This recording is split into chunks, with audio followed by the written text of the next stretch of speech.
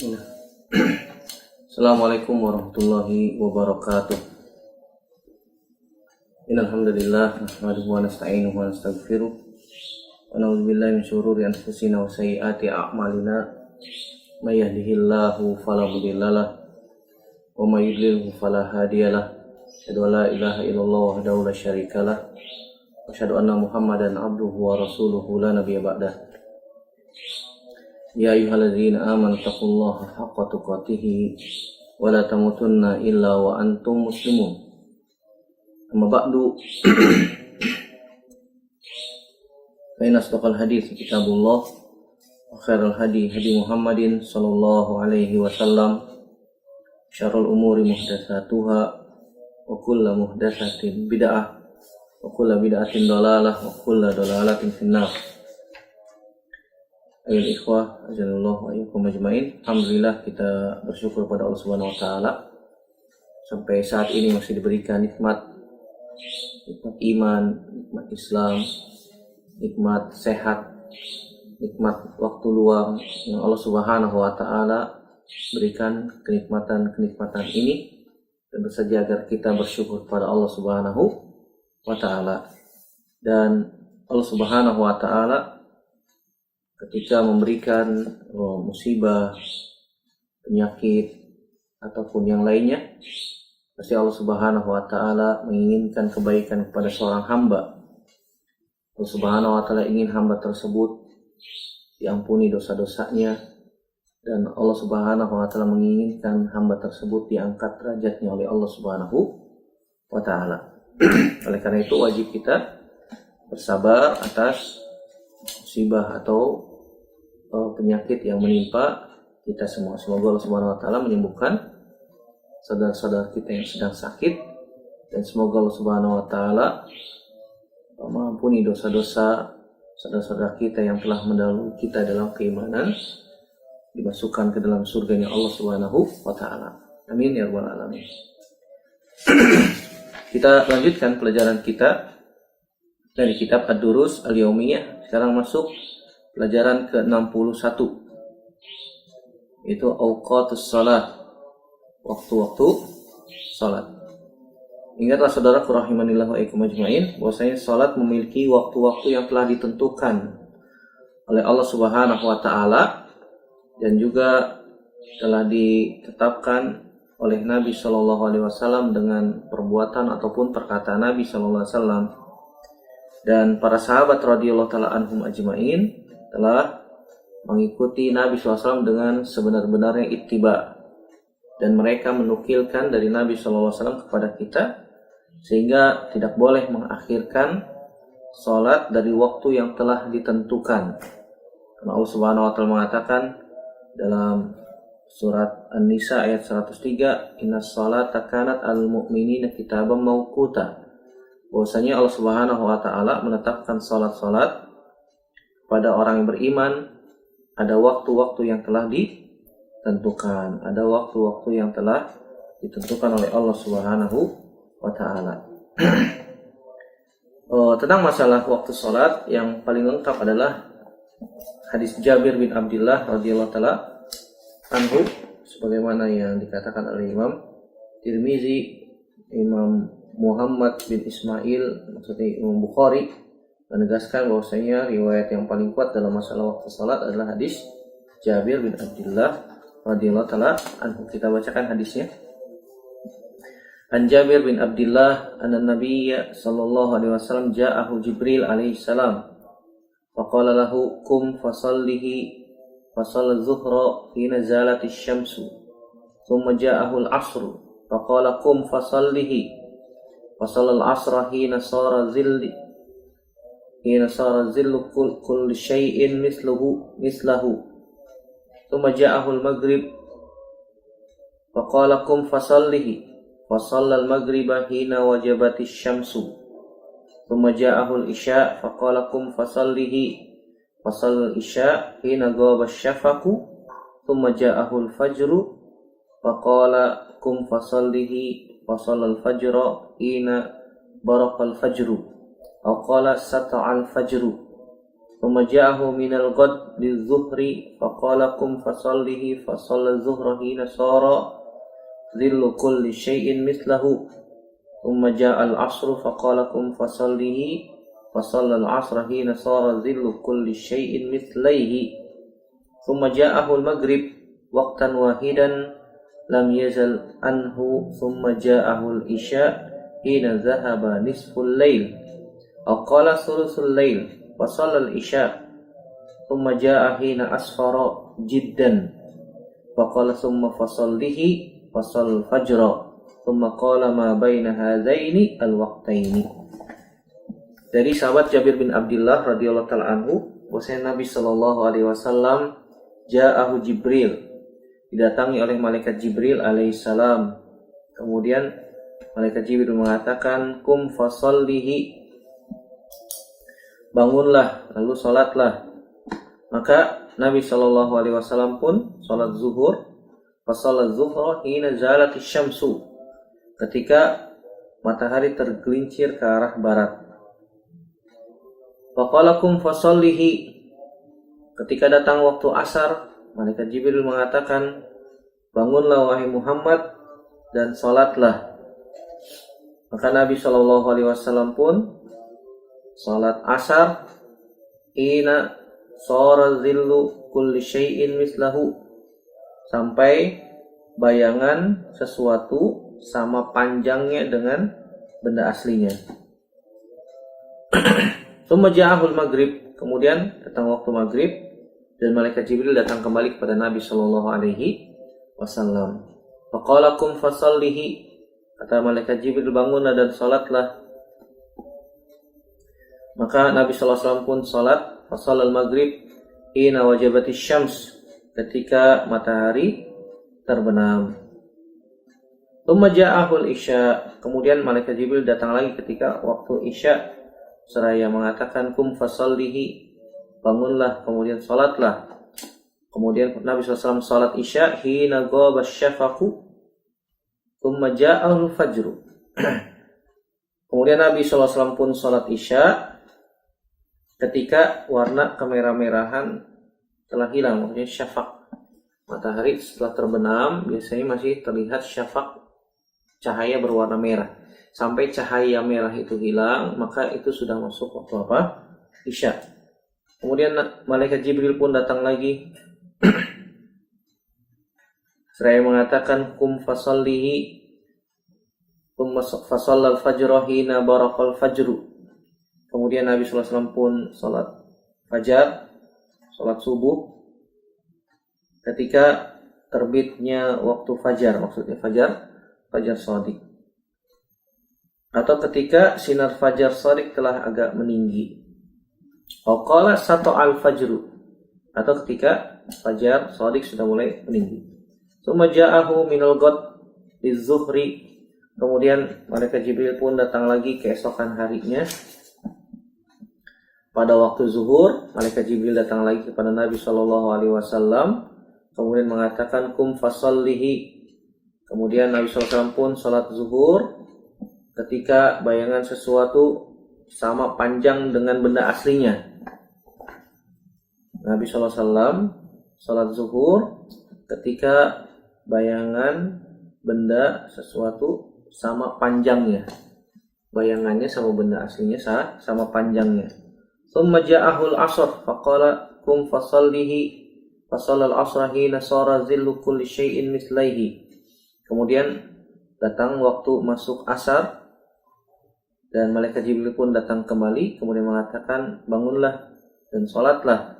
Kemudian Nabi SAW pun salat asar ketika bayangan benda 2 kali lipat benda aslinya.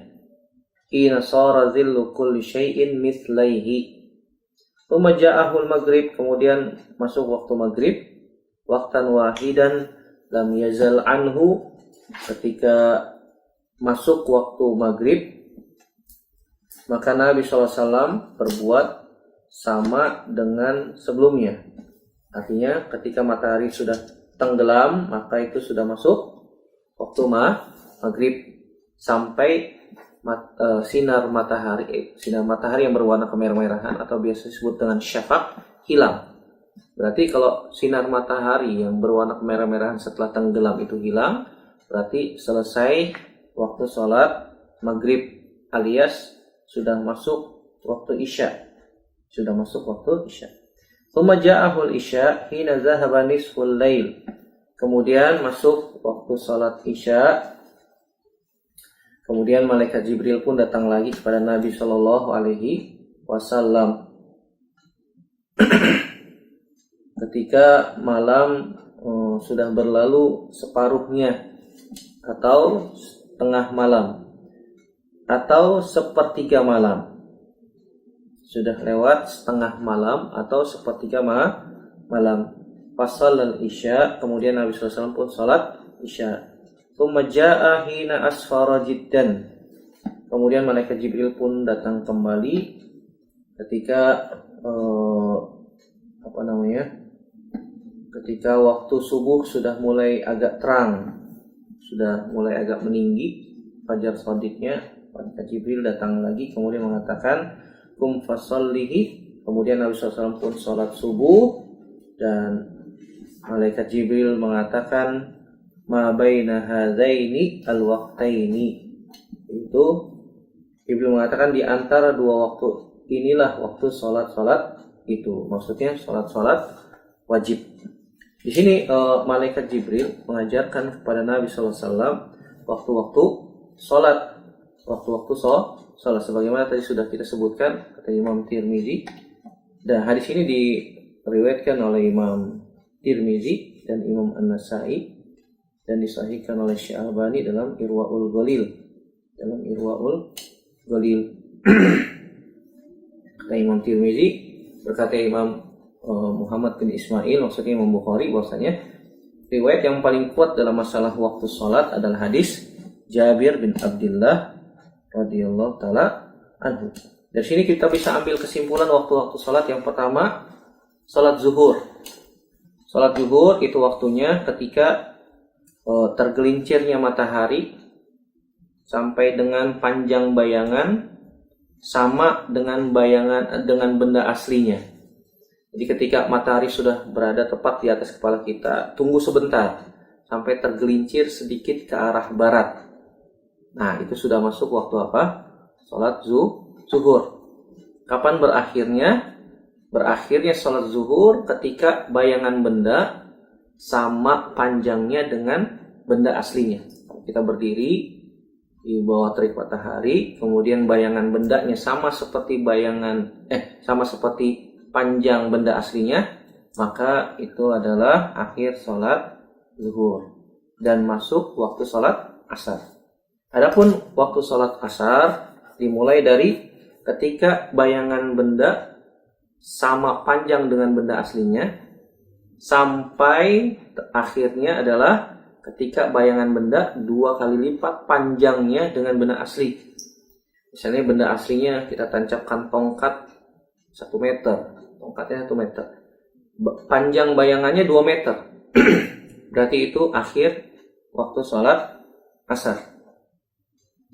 Adapun sholat maghrib dimulai ketika ghurubus syams atau ketika matahari sudah mulai hilang, tenggelam, maka itu waktu awal sholat maghrib. Kapan terakhir sholat maghrib? Ketika ghabatis syafaq atau guyubatis syafaq, karena kubaila guyubatis syafaq. Ketika syafaq itu warna kemerah-merahan. Setelah matahari tenggelam biasanya ada warna sinar kemerah-merahan, itu namanya syafaq. Ketika syafaq atau warna kemerah-merahan setelah matahari tenggelam itu hilang, berarti sudah habis waktu sholat maghrib. Sudah habis waktu sholat maghrib, artinya sudah masuk waktu isya. Kata Nabi SAW, waktu sholatil maghrib malam yagibis syafaq. Waktu sholat maghrib dalam riwayat yang hasan diriwayatkan oleh Imam Muslim dan disahihkan oleh Syekh Albani, hasan oleh Syekh Albani dalam Irwaul Ghalil. Kata Nabi SAW, waktu sholat maghrib malam yagibis syafaq, selama syafaq belum hilang. Artinya kalau syafaqnya sudah hilang berarti sudah habis waktu sholat maghrib. Dan syafaq adalah warna kemerah-merahan setelah, atau sinar kemerah-merahan setelah matahari tenggelam. Ketika syafaqnya sudah hilang, gelap, berarti sudah masuk waktu isya. Sudah hilang syafaq, masuk waktu isya. Sampai pertengahan malam. Di dalam hadis Jabir tadi sebutkan sampai sisa sepertiga malam, Nabi SAW ketika sudah masuk sepertiga malam, atau setengah malam sudah berlalu, atau sepertiga malam sudah berlalu, Nabi sholat isya. Nabi sholat isya. Tinggal kita kira-kira ya, awal malam itu maghrib. Maghrib itu sebutnya awal malam. Akhir malam itu ketika terbit fajar shadiq atau waktu subuh. Misalnya maghrib jam 6, subuh jam 5, maka kita bagi 3 misalnya, berapa jam? Kalau jam 6 sampai jam 5 pagi itu 2, 3, 4, 5, 6, 7, 8, 9, 10, 11 jam malam itu. Berarti dibagi 3, sekitar 11 dibagi 3 koma ya, 3 jam lebih. Berarti 1, 2, 3. Berarti kalau sepertiga pertama malam itu sekitar jam 9-an. Nabi SAW sholat isya ketika setengah malam sudah berlalu atau sepertiga malam sudah berlalu. Sekitar jam 9 kalau di negeri kita. Yang biasanya kita sholat isya sekitar jam 7. Sekitar jam 7. Ketika syafaq sudah mulai hilang, itu adalah waktu sholat isya. Karena di setiap negara berbeda-beda kapan syafaq itu mulai hilang. Dan Nabi SAW mengatakan waktu sholatil isya ila nisfil lailil awsat. Waktu sholat isya sampai dengan separuh malam yang tengah. Artinya ini akhirnya waktu sholat isya. Terkadang Nabi SAW mengakhirkan waktu sholat isya. Dan waktu yang paling utama sholat isya adalah ketika di akhir waktunya. Tetapi jika ini tidak memberatkan umatnya, Nabi Shallallahu Alaihi Wasallam memerintahkan agar sholat isya di akhir waktunya.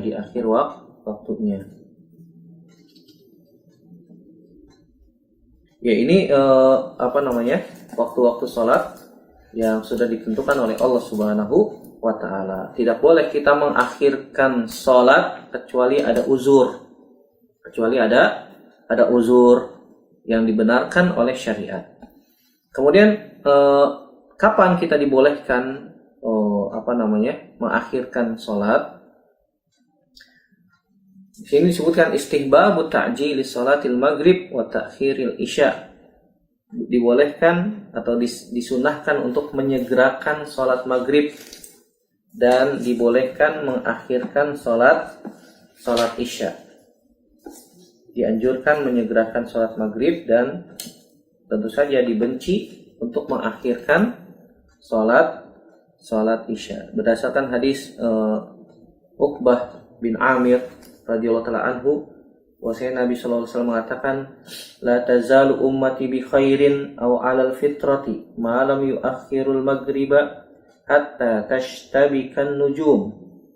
Kata Nabi sallallahu alaihi wasallam, senantiasa umatku bi khairin, berada dalam kebaikan, aw 'alal fitrati, atau dalam keadaan fitrah, ma lam yu'akhirul maghrib, selama mereka tidak mengakhirkan salat maghrib, hatta tashtabikan nujum, sampai bintang-bintang bertaburan. Hadis ini hasan sahih riwayat Imam Abu Dawud. Artinya sholat maghrib gak boleh diakhir-akhirkan. Yang lebih utama kita dahulukan di awal waktunya. Dan akhir waktu sholat maghrib tadi sudah kita sebutkan ketika cahaya atau sinar syafaq sudah mulai hilang. Tentu saya ini yang lebih utama kita sholat pada waktunya. Begitu juga hadis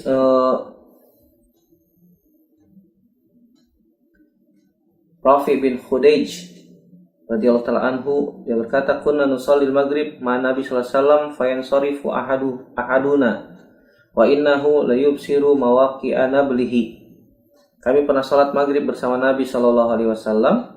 Fayansorifu ahaduna, salah seorang di antara kami pergi. Kemudian wa innahu la yubsiru mawaqi'a nablihi, dan sungguhnya dia bisa melihat mawadi, tempat-tempat allati tasilu ilaiha sihamuhu idza rama biha. Akhrajahul Bukhari. Kami pernah salat maghrib bersama Nabi sallallahu alaihi wasallam. Kemudian salah seorang di antara kami pun selesai salat maghrib kemudian pergi sampai dia bisa melihat anak panah yang dilemparkan.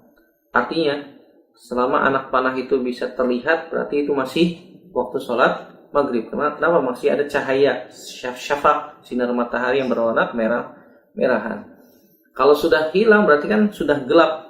Orang melempar anak panahnya kemana dia nggak tahu. Kenapa? Karena gelap. Zaman Nabi tidak ada lampu, tidak ada penerangan kecuali cahaya bulan di malam hari. Nah, di sini disebutkan ketika anak panah itu dilemparkan dan masih terlihat, oh berarti itu masih waktunya sholat maghrib, masih waktu sholat maghrib. Dan hadis yang lain disebutkan dari Abu Ayyub Al-Ansari. Jadi kalau tadi sudah kita baca hadisnya Uqbah bin Amir radhiyallahu taala anhu. Hal yang senada juga diriwayatkan dari Abu Ayyub Al-Ansari radhiyallahu taala anhu yang mengatakan sami'tu Rasulullah sallallahu alaihi wasallam yaqul la tazalu ummati bi khairin aw qala 'alal fitrah ma lam yu'akhirul maghrib ila an tashtabikan nujum. Kata Nabi sallallahu alaihi wasallam, senantiasa umatku dalam kebaikan atau mereka dalam keadaan fitrah selama mereka tidak mengakhirkan salat maghrib sampai bulan bertebaran di atas langit. Artinya apa? Sampai bintang-bintang terlihat, berarti sudah habis waktu salat maghrib. Adapun salat isya, dianjurkan kita mengakhirkan salat isya selama tidak menyulitkan. Sebagaimana hadis Aisyah radhiyallahu taala anha yang mengatakan a'taman nabiyyu sallallahu alaihi wasallam zata lailatin bil isya hatta dhahaba 'amatul laili thumma kharaja fa shalla wa qala innahu la waqtuha laula an asyqa ala ummati. Akhrajahu Muslim. Dari Aisyah radhiyallahu taala anha, beliau mengatakan bahwasanya Nabi sallallahu alaihi wasallam a'tama itu melewatkan salat isya hingga hilangnya mayoritas malam. Artinya sudah lewat malam ya, tengah malam. Sampai jamaah dalam riwayat yang disebutkan sampai jamaah menunggu Nabi SAW di masjid sampai mereka tertidur. Sampai mereka tertidur di tengah malam. Faqala innahu la waqtuha, sungguhnya waktu salat isya itu adalah ini nih waktu salat isya. Laula an asyqa ala ummati, seandainya tidak menyulitkan umatku untuk salat isya, ini waktu yang paling utama. Di sini dapat diambil kesimpulan bahwasanya Nabi SAW mengatakan sungguhnya andai kata tidak mengkhawatirkan memberatkan umatku, inilah waktu salat isya yang paling afdol, yang paling utama ketika di pertengahan malam atau ketika di akhir waktunya. Walaupun para ulama berbeda pendapat tentang akhir waktu sholat isya. Ada yang mengatakan pertengahan malam, ada yang mengatakan sepertiga malam, ada yang mengatakan ketika masuknya waktu maghrib. Wallahu a'lam bishawab, yang lebih mendekati kebenaran adalah ketika pertengahan malam itu sudah akhir waktu sholat isya. Artinya kalau ada orang menurut pendapat ini akhir sholat isya adalah pertengahan malam, berarti kalau ada orang sholat isya jam 4, jam setengah 3, jam setengah 4, berarti dia sudah sholat di akhir di luar waktu sholat isya. Khawatirkan tidak diterima oleh Allah Subhanahu wa taala kecuali ada uzur. Mungkin dia habis pulang kerja kelelahan, kecapean sehingga ketiduran, bangun-bangun jam 2, bangun-bangun jam 3, maka ketika itu dia boleh langsung segera sholat. Maka kodoknya orang yang seperti itu adalah ketika dia sudah bangun, ingat, kemudian dia segera sholat. Fasolliha idza dzakaraha, kata Nabi sallallahu alaihi wasallam. fasalliha idza dzakaraha. Ini waktu salat Isya yang paling utama. Di sini juga dapat kita ambil kesimpulan bahwasanya tidur yang ringan tidak membatalkan wudu. Karena dalam riwayat yang lain disebutkan hatta nama ahlul masjid. Orang-orang atau para sahabat sedang menunggu Nabi Shallallahu Alaihi Wasallam di masjid sampai mereka ketiduran menunggu Nabi keluar dari rumahnya segera melaksanakan sholat Isya berjamaah. Dan mereka tidurnya di sini tidur, bahasa kita tidur ayam ya, tidur ayam, tidur yang tidak lelap. Karena tidur ada dua, ada tidur ringan, ada tidur berat. Adapun tidur ringan itu tidak membatalkan wudu. Sehingga dalam hadis ini disebutkan hatta nama ahlul masjid, para sahabat yang menunggu di masjid tidur sampai Nabi SAW keluar. Dan dalam riwayat yang lain disebutkan mereka tidak berwudu kembali. Dan Nabi SAW tidak mengingkari dan tidak memerintahkan untuk berwudu kembali, kecuali yang batal benar-benar batal wudunya. Kemudian mereka pun sholat Isya bersama Nabi Sallallahu Alaihi Wasallam. Dari sini kita bisa ambil kesimpulan dibolehkan atau disunnahkan menyegerakan sholat maghrib dan dimakruhkan mengakhirkan sholat maghrib. Adapun sholat Isya yang paling utama sebenarnya adalah ketika di akhir waktunya, jika tidak memberatkan umatku. Dan tentu saja dibenci untuk tidur sebelum sholat Isya, karena ini tidak dilakukan oleh Nabi Shallallahu Alaihi Wasallam. Kata Nabi dari hadis Abu Barzah al-Aslami, anna Rasulullah Sallallahu Alaihi Wasallam kana yakrahun naum qabla al-Isya wal hadis ba'dahu. Dari Abu Barzah al-Aslami, kata beliau, Nabi Shallallahu Alaihi Wasallam membenci tidur sebelum sholat Isya dan mengobrol setelah sholat Isya. Nah, di sini dikeluarkan Imam An-Nasa'i dan Imam Muslim, dan juga dikeluarkan oleh Imam Bukhari. Begitu juga hadis Anas bin Malik radhiyallahu ta'ala anhu yang mengatakan, intazarna Nabi sallallahu alaihi wasallam zata lailatin hatta kana syatrul lail yablughuhu faja'a fasalla lana thumma khatabana faqala ala innan nasa qad sallu thumma raqadu wa innakum lam tazalu fi salatin man tazartumus salat. Kata Nabi sallallahu alaihi wasallam, kata Anas bin Malik radhiyallahu ta'ala anhu, pada suatu malam kami pernah menunggu Nabi sallallahu alaihi wasallam hingga sampai separuh malam, hingga sampai pertengahan malam. Lalu Nabi sallallahu alaihi wasallam datang, kemudian salat mengimami kami, kata Anas bin Malik. Setelah itu Nabi sallallahu alaihi wasallam pun berkhutbah di hadapan kami seraya mengatakan, ala innan nas qad sallu, ketahuilah senantiasa atau sesungguhnya orang-orang sudah sholat, lalu tidur, summa raqadu, kemudian lalu tidur. Wa innakum lam tazalu fi sholatin, dan sungguhnya kalian senantiasa dalam sholat, man tazartumus sholat, selama kalian menunggu sholat berjamaah dimulai. Jadi para sahabat menunggu Nabi sallallahu alaihi wasallam di masjid dalam keadaan sudah berwudu, menunggu Nabi datang. Mereka menunggu sholat. Selama mereka menunggu sholat, kata Nabi sallallahu alaihi wasallam, lam tazalu fi sholatin, selama itu sesungguhnya kalian berada di dalam sholat. Selama kita menunggu sholat, maka pahalanya dihitung seperti sholat. Subhanallah ya. Di sini dikeluarkan Imam Bukhari, dan ini lafaz Imam Bukhari juga diriwayatkan Imam Muslim dan Imam An-Nasa'i. Allahu ta'ala a'lam bishawab. Adapun waktu salat subuh tadi sudah disebutkan, ketika fajar shadiq sudah terlihat dan kita dianjurkan salat subuh di awal waktu. Kenapa? Karena salat subuh disaksikan juga oleh para malaikat-malaikat Allah Subhanahu wa ta'ala. Allahu a'lam bishawab. Ini saja yang bisa kita bahas pada kesempatan kali ini. Insyaallah pada kesempatan yang lain kita akan bahas waktu-waktu yang dilarang untuk melaksanakan sholat, dan juga mengenai tentang qadha sholat yang terluput atau tertinggal. Dan kalau waktunya cukup, kita akan bahas tempat-tempat yang tidak diperbolehkan untuk sholat di dalamnya, insyaallah ta'ala.